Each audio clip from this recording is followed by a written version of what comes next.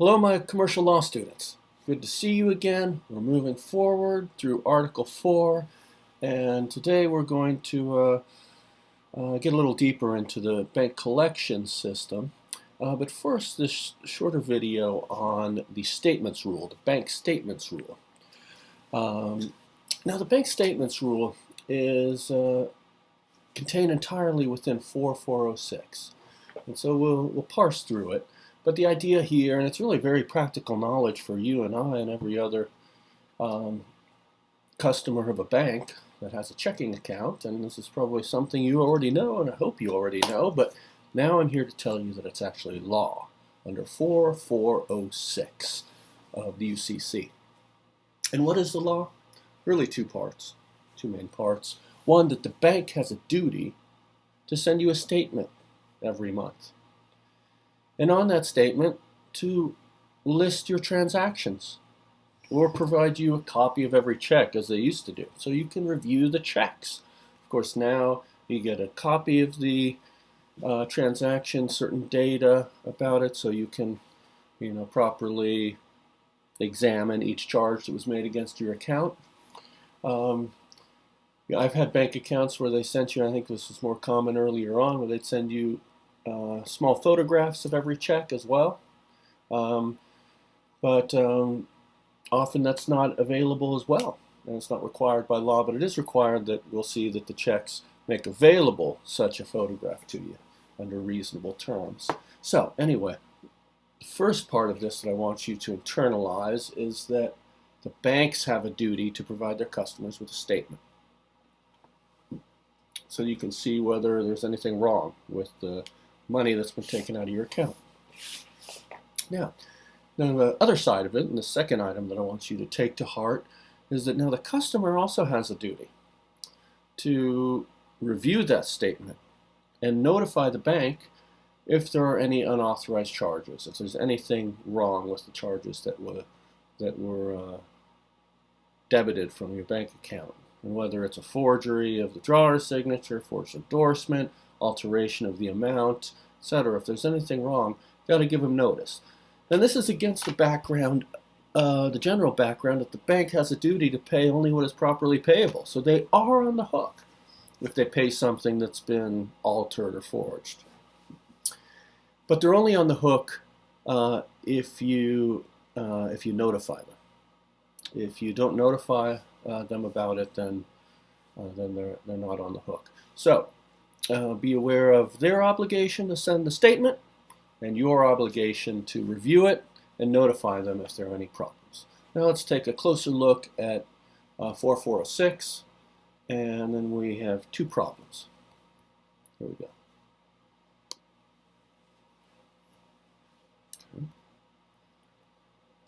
Okay, 4406. Okay, let's start with A.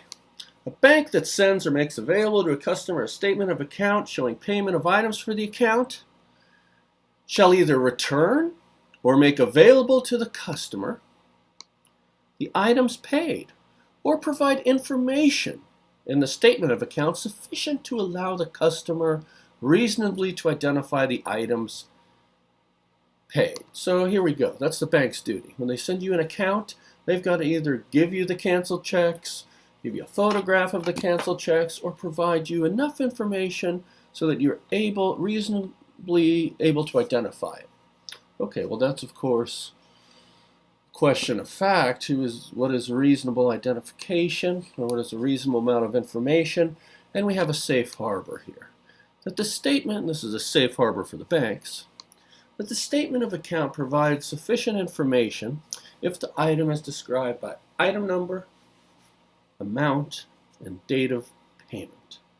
And that's generally what you see on your bank statement, my bank statement. We'll have the check number, the date, and the amount. And you might have the other information as well, such as the payee. But that's the safe harbor. If you have that information, just the amount, the date, and the check number, that should be enough for you to figure out what check is referencing, so you can check it against your against your bank book, against your records. Okay, so that's the bank's duty. Let's go a little further. B. If the bank fails to do this, if the items are not returned to the customer, the person retaining the items shall either retain the items, or if the items are destroyed, maintain the capacity to furnish legible copies of the items until the expiration of 7 years. So this is a benefit to the bank. They don't have to return your checks. That's a lot of work. You got to keep the checks together and move them around, stuff envelopes. They destroy them. They will scan them, return, often retain an image, but certainly retain data that allows for identification. Here we go. Let's look again. If they destroy the items, which many do, they have to maintain the capacity to furnish legible copies until the expiration of 7 years. So you actually do have to have those copies. Now they may not be on all your bank statements, but the bank has to have the ability. When I've done this, I've looked at my bank statement, and there's a description, a basic description, but no copy of the check, and I wanted to see the copy. There was some, I forget now, but some additional information that might have been on it, but I wanted to see it. And you might want to see it as well for evidence of forgery. You can put in a request. And I remember putting a request to, I believe, Huntington Bank, asking for an image, and sometimes they do it immediately. They take them a day, and then it may, at certain levels, cost some money. But that's what banks are required to do. They have to retain that image. And how long? For 7 years. For some reason, it's a common data retention limit. Maybe because that's been the tradition for tax returns. Not sure. But 7 years. Okay, very good. Let's go on from there. A customer may request an item from the bank that has paid the item, and that bank must provide in a reasonable time either the item, or if the item's been destroyed, a legible copy of the item. So it may take them a day, but they have an obligation to give you a copy if you request it. Okay, which is typically just going to be a scan. C. If a bank sends or makes available a statement of account or items pursuant to subsection A, now we're getting to the customer's duty. So once they send you the statement, the customer must exercise reasonable promptness in examining the statement or the items to determine whether any payment was not authorized because of an alteration of an item, or because a purported signature by or on behalf of the customer was not authorized. So, what do you have a duty to recognize is alteration and forgery of the customer, the drawer's signature. So any kind of alteration or forgery of the drawer's signature, that's your duty, and that makes sense because that's all you'd really be able to know. I mean, as the drawer, you're not going to be able to know if there's a forgery of an endorser, but you know that whether you wrote a check and you know for how much. And you have a duty to look to make sure that the checks you actually wrote and for the proper amount. Okay. Now, if based on the statement or items provided, the customer should reasonably have discovered the unauthorized payment, the customer must promptly notify the bank. So you have a reasonable amount of time to see whether the amount's been altered or your signature's been forged, and then you have a reasonable amount of, or you have to promptly, reasonably promptly, you have to promptly notify the bank. Okay. Very good. So that's the core of these two duties of the bank and the customer. Well, let's go on. If the bank proves that the customer failed, now what if you don't give notice? Then the customer is precluded from asserting against the bank these arguments that the customer's signature was forged, or that there's an alteration, that the customer's unauthorized signature or alteration by the same wrongdoer on any other item paid in good faith by the bank, if the payment was made before the bank received notice from the customer of the unauthorized signature or alteration, and after the customer has been afforded a reasonable period of time, not exceeding 30 days, in which to examine the item or statement and notify the bank. What does this mean? This means that if let's say someone steals your checkbook, and you get a first check on your statement that's been forged by this guy, and you don't notify the bank. You say whatever. Or you decide you just don't want to review your account, which is what many of us do. I'm just too busy, didn't get around to it. You got, if you don't notify the bank within a reasonable time, you don't notify them promptly, then not only do they not have to pay that check, reimburse you for that check, but they don't have to reimburse you for the other checks written by that same thief. Because if you had notified them about the first check, they would have been on guard against further checks that were forged. So you really have to you may think twice if you've not been reading your bank statements. Normally everything's okay, but as I personally have learned, I've had my debit card stolen and my bank account robbed on an international scheme, and the criminals do get away with it. They get their money, unfortunately, and then the question comes down to whether I have to eat the loss or my bank is responsible. And if I don't notify them, how are they going to guard themselves? So that's the rule. You got to promptly notify. If you don't, you can't raise that argument against the bank. You're precluded, and you're also precluded from raising it against other forgeries or alterations by the same wrongdoer. Okay. E. If subsection D applies and the customer proves that the bank failed to exercise ordinary care, and that failure substantially contributed to the loss is allocated between the customer precluded and the bank asserting the preclusion according to the extent to which the failure of the customer to comply with subsection C and the failure to the bank to exercise ordinary care contributed to the loss. All right, so now we're just looking at contributory negligence. And the bank may argue, hey, you didn't notify us, and so we're not responsible anymore. It's not quite that easy. The customer can always say, yes, I didn't notify you, but you guys didn't act properly either. You didn't, right? You didn't observe ordinary care. And so if you didn't do that, then you should share the responsibility, and that's exactly what this provision of 4406 says, that if you can show that, even though you didn't do your duty to review your statement and alert the bank, if you could argue something like, bank, they forged my signature in crayon. Didn't that raise a red flag? That's not ordinary care. If you can make some kind of argument like that, then you won't be entirely responsible for your loss. So it places a duty on the customer, but then it also shares responsibility if the bank does not exercise ordinary care. Okay, let's go on. And this is F.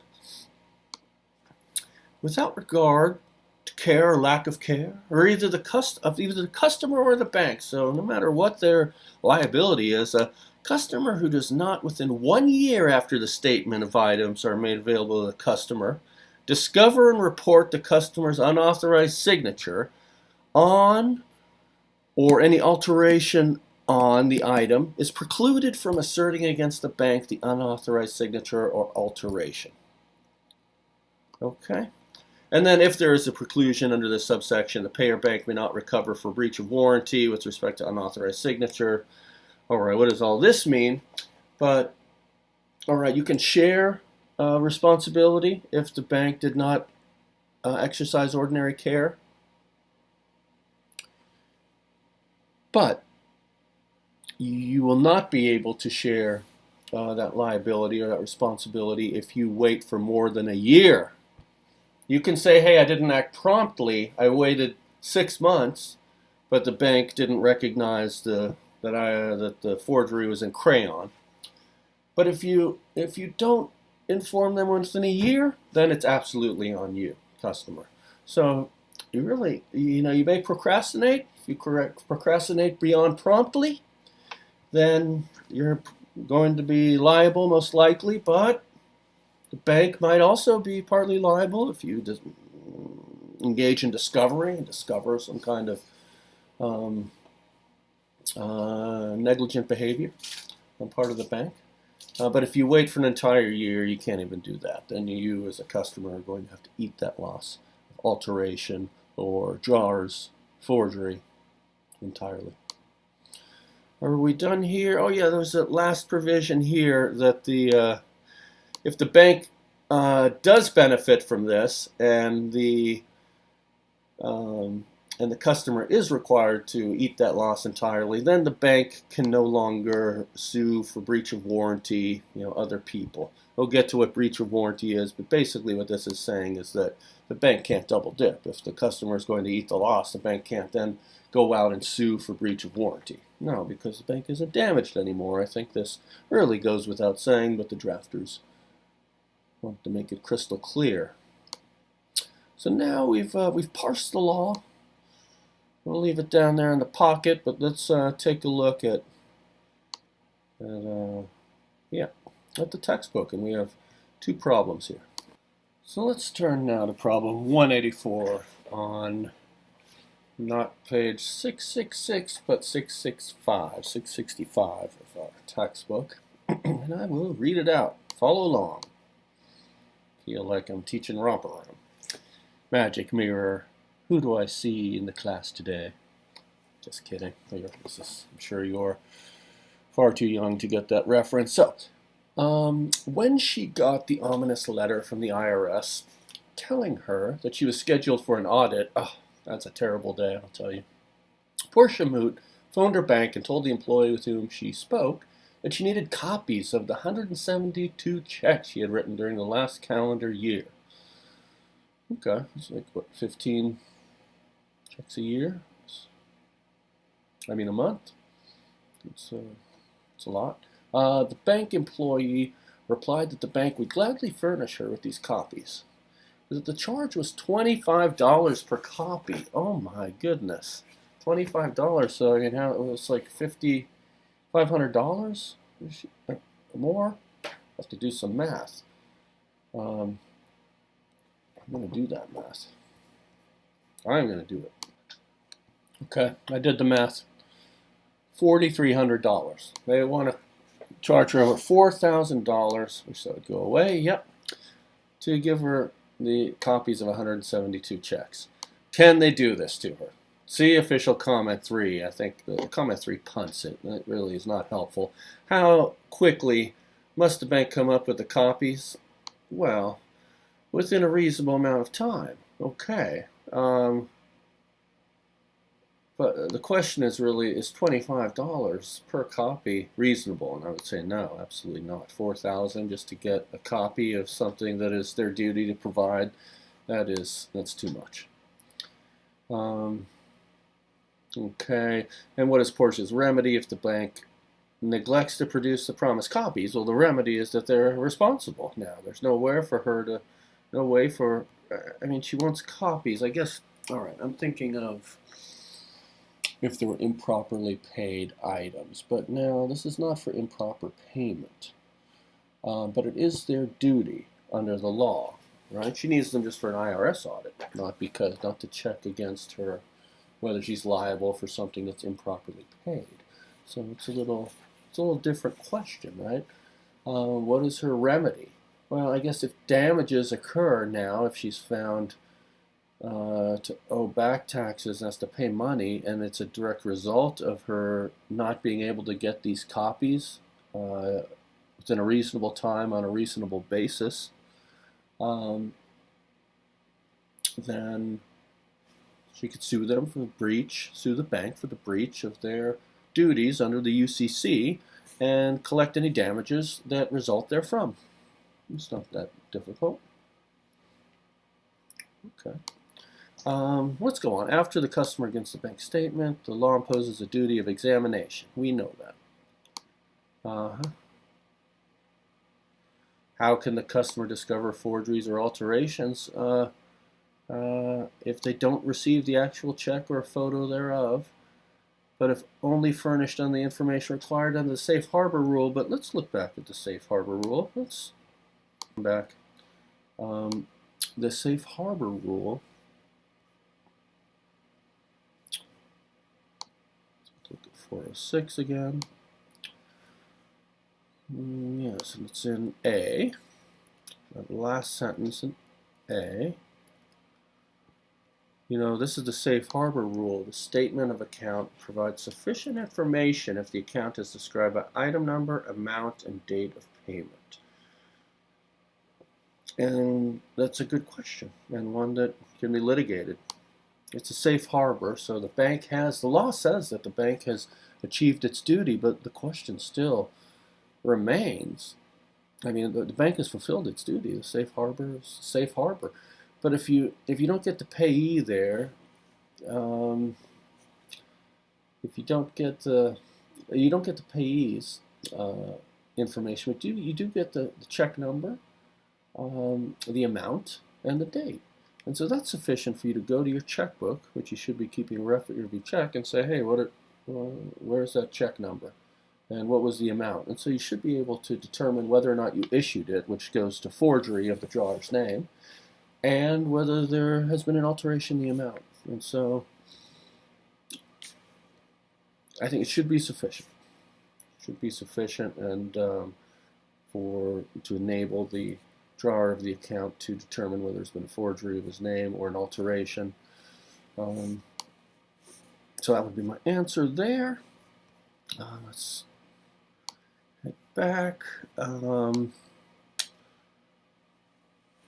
Yeah, the standard is that the customer should reasonably have discovered the unauthorized payment, and I think with the information provided in the safe harbor rule, it's reasonable that you should discover forgery or alteration if you've kept a record of the checks you've written, if you have a checkbook, which most people should. And if you haven't, then that could lead to your liability, because it's not the bank's fault. A reasonable person would be able to use that information. You don't keep a record of your checks, then maybe you're not a reasonable person in the eyes of the court. Okay. You see, that takes us to 185.